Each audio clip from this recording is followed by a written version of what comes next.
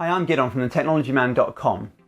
The iPad is great for consuming content, browsing the web, watching YouTube videos, reading magazines and books.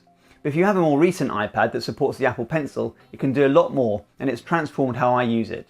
I'll cover how I use the Apple Pencil with my iPad in an upcoming video, so please subscribe if you haven't already. But one thing I quickly found out was that writing on glass doesn't feel very natural, and I know it's not just me. The general recommendation is to use a matte screen protector to give the iPad a more paper-like feel with your Apple Pencil. There are a few options for matte screen protectors on Amazon, starting from around £7 or $8. The cheaper ones don't mention the paper-like experience, but there is a well-marketed product called PaperLike that does. It was a product of a Kickstarter campaign designed specifically to provide the feel of paper with your Apple Pencil.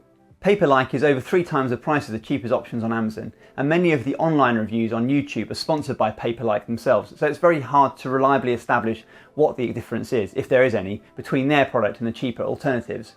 So I've bought, installed and tested the cheapest matte screen protector I could find on Amazon from a company called KW Mobile against PaperLike itself. I'm using the screen protectors on the 2018 iPad, which is the cheapest current iPad. Many of the other reviews I've seen install these protectors on the more expensive iPads, including the iPad Pros, which have laminated screens. This is important to mention since the basic iPad doesn't have a laminated screen and therefore has a small air gap between the glass and display, which will become relevant shortly. I ordered PaperLike directly from Germany and it arrived a couple of days later to the UK. It comes in a hard envelope with some basic installation instructions and a suggestion to watch a video on the installation process at paper.me. The video is worth watching, whether you're familiar with installing screen protectors or not. For £25 or just under $33, you get 2 protectors and 2 wet wipes, dry wipes, guide stickers and dust stickers. I started by giving the iPad an initial clean with a microfiber cloth. Then you use the guide stickers to carefully align the protector with side 1 facing the screen. The screen protector then opens like a book. Clean the screen thoroughly with the wet wipe, paying close attention to the button and the camera area. Then remove any moisture with the dry wipe. You can now use a dust sticker to mop up any remaining dust particles. Peel back side 1 facing the iPad and let it stick to the iPad screen. There will be air bubbles. Use a plastic card, which isn't included, to push the bubbles to the closest side. It's quite a satisfying process if a bit tedious. So long as the bubbles aren't from a dust particle, you should be able to remove all of them in under 10 minutes. If you do have a dust particle and it's close to the edge, I've successfully used 2 pieces of Scotch tape, one to carefully lift the screen protector and the other bit to get the offending dust particle. The final step is to remove side 2 and then remove any small bubbles remaining. The Apple Pencil makes quite a good tool to remove any small stubborn bubbles. KW Mobile costs just under £7 or $8. With it you also get 2 protectors but only 1 small wet wipe, dry wipe and an almost useless dust sticker that reminds me of the fortune telling fish you get in Christmas crackers. Just use some Scotch tape. There's also no guide stickers, but I again use some Scotch tape and use the same procedure as with the PaperLike. The one physical difference between the 2 protectors is the KW Mobile only has a small hole for the camera, which is hard to align. The PaperLike has a larger hole for the camera and the ambient light sensor. The sensor still appeared to work okay covered up by the KW Mobile. There isn't a huge difference between the installation of both protectors, although the PaperLike comes with 2 sets of accessories and does provide more helpful guidance, especially via the video. But that advice can be followed with any protector. I'd really like to see an alignment frame for completely foolproof installation, especially for the cost of the PaperLike, but the guide stickers work okay. If you've only installed glass protectors, the installation process will seem a faff and does require some patience. I still had 1 stubborn bubble around the camera that I couldn't remove and there was no dust there. Both protectors are the same thickness, 0.12mm, which is very thin, just a fraction thicker than printer paper. And they are barely visible once installed, with an almost perfect fit right up to the edge of the iPad. This does mean that installing into a case which has any lip to it can lift the protector. I'm not sure there's really a solution to this unless they make slightly smaller protectors for use with cases. If you're going to use with a case, you need to be even more careful with alignment, making sure the minute gap around the edge of the protector is exactly even all the way around to give you the best chance of the case not causing too much trouble.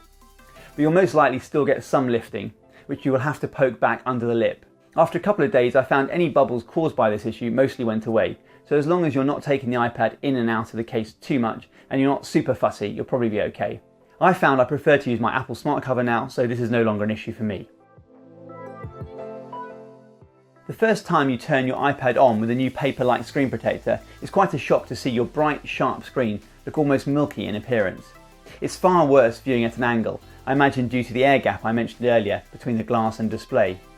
You don't get the rainbow effect users describe with the iPad Pro, but I'd say this is worse. Text just isn't anywhere near as sharp, it almost looks blurry, and brightness is also reduced, so you will get some reduction in battery life with the protector on, unless you're happy with a dimmer screen. But writing in Notability and drawing in Procreate, for example, on the screen does feel really pleasant. It feels far more natural and you have more control. It doesn't really feel like paper, but the rougher texture of the PaperLike does feel and sound quite different to glass.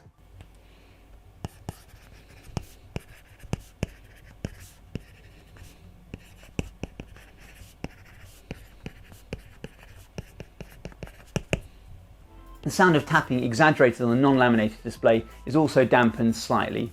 The KW Mobile screen protector still reduces the display quality, but to a lesser extent than the PaperLike. Text still looks fairly sharp even at an angle, and it doesn't reduce the brightness as much. However, it doesn't feel as rough as a PaperLike, and writing and drawing on it isn't as consistent, resulting in the Apple Pencil sometimes slipping like it does on glass. At first I really didn't like it at all. I did get used to it to a degree, but still preferred the feel of the PaperLike.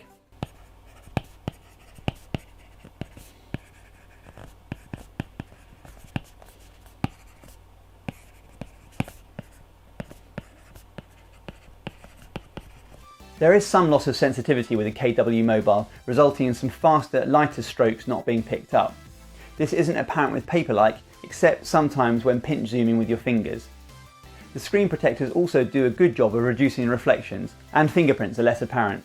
I was also getting some very faint scratches on the iPad's glass, only visible when the screen was off and in certain light, but these screen covers will offer some protection, although this is my third iPad and I've never felt the need for any screen protection before. I had the PaperLike on for around a week before trying the KW Mobile, but there are a large number of scratches already on it. These are also only visible in certain light, but it does make me wonder how long before I'd need to replace it. PaperLike suggests cleaning with soap and a moist cloth to restore the paper-like feel, but this of course won't get rid of any scratches. I haven't had the KW Mobile on as long, but it does seem to be less susceptible to scratches. Using one of these screen covers is a trade-off. If you're happy with the feel of the Apple Pencil on glass and you're not concerned about the small chance of picking up micro scratches, I'd keep the screen bare. But if you write or draw a lot with your iPad, I would try one of these matte screen protectors out. It is rather subjective. Personally, I'm going to stick with the PaperLike. I wasn't expecting as much difference against the cheaper KW Mobile, both positively and negatively, but overall I do prefer its feel and more importantly its consistency. After a week of use, I did get mostly used to the reduction in screen quality, which was particularly noticeable web browsing and reading magazines. Not so much watching videos, writing notes or drawing. If you want to save some money and only use the Apple Pencil occasionally, I imagine you'd be more than happy with the KW Mobile or any of the cheaper options on Amazon. And the KW Mobile at least doesn't affect the iPad's display as much, which is a big plus. But it is a compromise. If the novelty of using the Apple Pencil to finally replace pen and paper diminishes, it's coming straight off. I hope you found the video useful. Please do like and subscribe if you did. There's lots more content on its way and it will really help the channel grow. And take a look at thetechnologyman.com if you prefer to read the written review. Thanks for watching.